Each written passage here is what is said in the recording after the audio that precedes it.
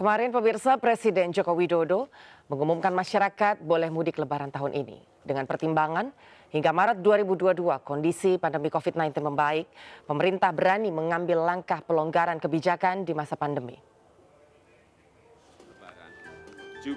Jokowi mengatakan situasi pandemi yang membaik membawa optimisme menjelang datangnya bulan suci Ramadan. Bagi masyarakat yang ingin mudik, diwajibkan sudah melakukan vaksinasi COVID-19 lengkap dan vaksinasi booster sebagai syarat perjalanan dan menerapkan protokol kesehatan yang ketat. Jokowi berharap tren perkembangan pandemi COVID-19 di Indonesia dapat melaksanakan mudik lebaran 2022. Selain mudik, Jokowi juga memperbolehkan masyarakat untuk menjalankan ibadah salat tarawih berjemaah di masjid selama bulan Ramadan.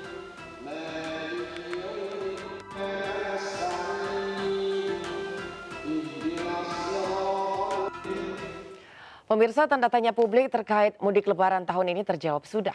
Presiden Joko Widodo akhirnya memperbolehkan masyarakat melaksanakan mudik. Jokowi menyatakan situasi pandemi yang membaik membawa optimisme menjelang datangnya bulan suci Ramadan. Dan untuk membahas lebih lanjut, pemirsa, kami sudah terhubung via Zoom dengan Jubir Satgas COVID-19 Dr. Kastri Meher dan relawan lapor COVID-19 Yemiko Happy. Selamat sore Dr. Kastri dan Mas Miko. Selamat sore Mbak, salam sehat. Salam sehat dokter. Selamat sore Mbak Anggi. Dok Kastri. Juga Dr. Kastri. Selamat sore Mas. Baik, ke Dr. Kastri dulu dok, ini Presiden akhirnya mengizinkan masyarakat nih dok untuk mudik lebaran. Gimana nih dok, Satgas COVID menyikapi hal ini? Ya, untuk saat ini ya, pemerintah terus berupaya menggenjot vaksinasi booster bagi masyarakat Indonesia. Ya, selain menggalakkan vaksinasi dosis primer, pemerintah juga melakukan percepatan terhadap cakupan vaksinasi dosis ketiga atau booster. Cakupan booster di Indonesia kini mencapai 8,43%. Nah, di sini kita harus bersama-sama meningkatkannya untuk mencapai capaian vaksinasi tersebut. Di tingkat dunia saat ini capaian booster telah mencapai 18,55% dengan 15 negara memiliki rentang capaian vaksinasi booster 30 sampai dengan 80%. Namun mengingat kembali agar masyarakat belajar dari beberapa negara yang capaian boosternya tinggi dan tetap ada potensi terjadi lonjakan kasus ya.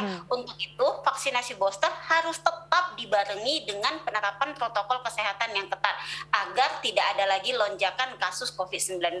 Sebagai contoh, kenaikan kasus terjadi pada 5 dari 15 negara yang capaian boosternya di atas angka dunia. Kelima negara tersebut memiliki capaian yang tinggi yaitu Italia 63%, Jerman 58%, Inggris 57%, Vietnam 45% dan Thailand 32%. Dan mereka juga tengah melakukan penyesuaian kebijakan seperti karantina. Namun hal tersebut tidak diikuti atau dibarengi dengan prokes yang ketat. Di sisi lain, cakupan vaksinasi booster nasional perlu dan harus ditingkatkan. Maka pemerintah pusat dan daerah berupaya menjamin ketersediaan vaksin nasional dan distribusi ke seluruh pelosok negeri. Masyarakat juga diimbau untuk berperan aktif mengunjungi sentra vaksinasi terdekat untuk melengkapi dosis vaksin dan melakukan vaksinasi booster. Oke, sebelum pertanyaan lebih lanjut ke Dr. Kastri, ke Mas Miko dulu nih. Kalau dari Mas Miko sendiri gimana nih Mas, menyikapi keputusan Presiden Jokowi yang akhirnya memperbolehkan mudik, namun harus wajib vaksin komplit dan juga booster? Ya, tentunya ini yang pertama-tama adalah kabar bahagia untuk kita semua ya Mbak ya, karena setelah beberapa tahun terakhir akhirnya kita bisa mudik begitu kan. Tetapi memang ada beberapa hal yang perlu kita soroti ya. Yang pertama perihal penggunaan vaksin booster sebagai syarat untuk mudik ini ya. Yang pertama kami melihat ada ketidakkonsistenan di sini. Mengapa kami melihat seperti ini?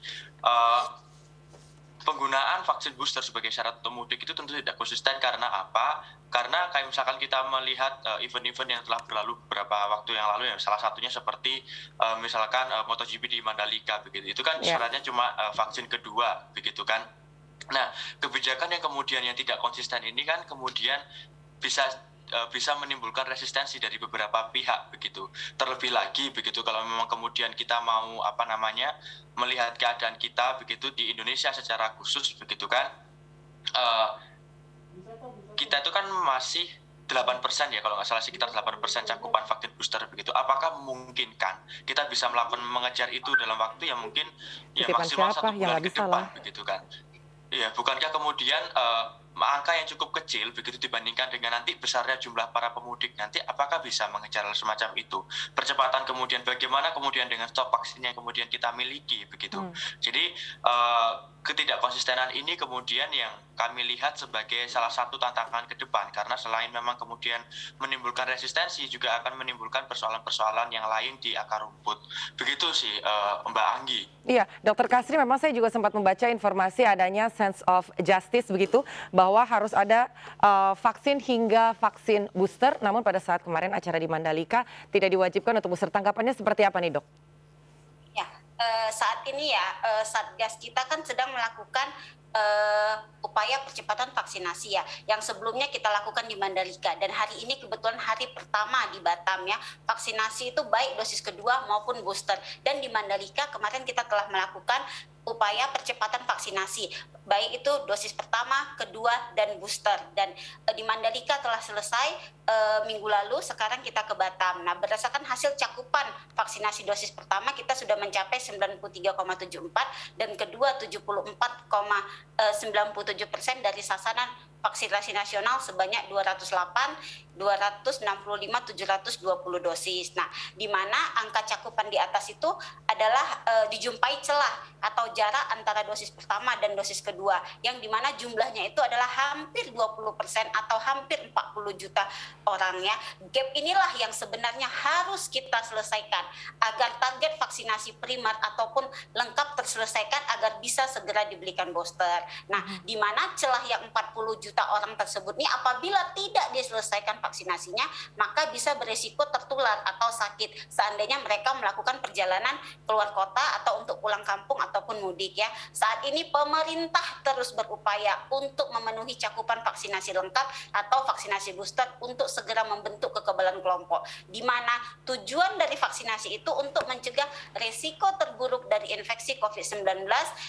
Selain itu juga faktor berikutnya yang harus dikejar dengan cepat adalah pemenuhan vaksinasi lengkap dan booster secara nasional, karena hal ini membuktikan bahwa dengan adanya vaksinasi lengkap dan booster sangat mampu mengurangi resiko dirawat dan menekan angka kematian dibandingkan kepada orang yang tidak divaksinasi atau vaksinasinya belum lengkap. Jadi itulah pentingnya. Baik, kalau seandainya nih Dok, sampai bulan April ternyata masih belum juga tercapai, sikap Satgas nanti akan seperti apa Dok?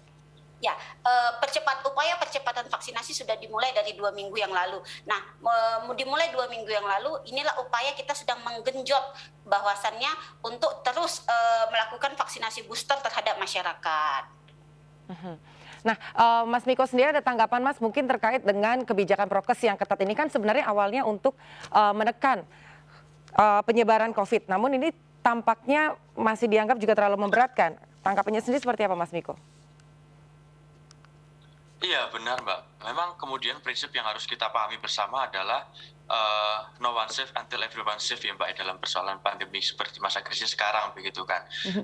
Kebijakan kemudian yang sangat tidak konsisten begitu, itu juga akan mempengaruhi ya, sekalipun kemudian memang para pemudik ini sudah vaksin booster, bagaimana kemudian keluarga yang berada di desa begitu. Andai kata kemudian memang tidak ada percepatan vaksinasi, kita selalu menyoroti kemudian ke depan dari dulu ya begitu, kita mencoba menyoroti percepatan vaksinasi terlebih khusus di daerah begitu. Bukan tentang kemudian kita sebagai masyarakat tetap taat prokes, ya itu memang harus ya, tetapi kemudian yang cukup penting untuk kita lakukan adalah bagaimana kemudian pemerataan vaksin itu juga harus terjadi begitu. Nah, memang betul percepatan vaksin mungkin sudah mulai dilakukan di beberapa daerah begitu kan. Tetapi kalau kemudian sekali lagi ya begitu, kita mencoba membandingkan dengan apa yang terjadi beberapa waktu yang lalu begitu, kita masih melihat ternyata vaksinasi secara khusus ini menjadi salah satu hal yang sangat ekonomi bias begitu Mbak, berdasarkan ekonomi sangat bias ekonomi begitu. Karena apa? Kalau memang kemudian kita masih menganggap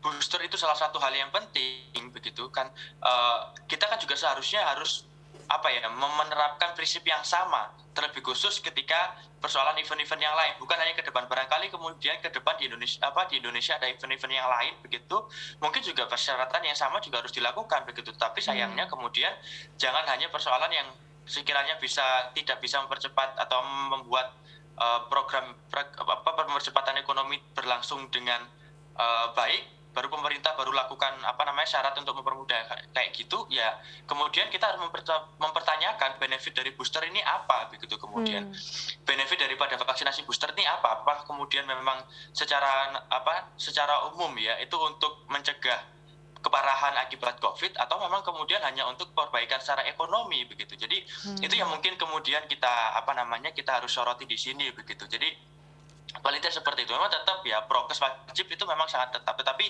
ya kita paling tidak 2 tahun 2,5 tahunan, hampir 2 tahun lebih ya kita sudah masa pandemi begitu kan. Dan kami masih menerima laporan prokes itu juga masih sangat kurang diterapkan begitu ya. Terlebih lagi ketika sudah kumpul keluarga, kasus sudah mulai menurun, ya kita semua mau tidak mau juga sedikit sedikit mengalami pemakluman lah untuk pelanggaran prokes, sekaligus itu pun juga tidak bisa kita normalisasi ya Mbak ya.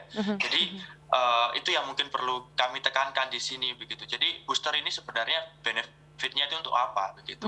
Tadi sebenarnya sudah sempat disampaikan juga oleh Dokter Kastri, namun ini bagaimana nantinya dokter ketika sudah mendapatkan vaksinasi booster kemudian pulang dari daerah kembali ke ibu kota, bukankah akan menimbulkan sesuatu kekhawatiran carrier khususnya kepada anak-anak yang di bawah umur? Seperti apa tanggapannya? Nanti kita akan kembali usai jeda.